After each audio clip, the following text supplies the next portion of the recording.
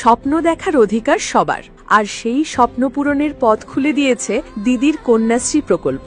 কন্যাশ্রী হলো মেয়েদের জন্য দিদির উপহার, যাতে মেয়েরা স্কুল থেকে বিশ্ববিদ্যালয় পর্যন্ত পড়তে পারে ও পড়াশোনা শেষ করে নিজের পায়ে দাঁড়াতে পারে। এবং আমাকে একটি ছোট্ট মেয়ে বলছিল, যারা খেলাধুলা করে আমার কাছ থেকে কিটস নিল, তাদের বাড়ি থেকে চাপ আসছে বিয়ে দেওয়ার।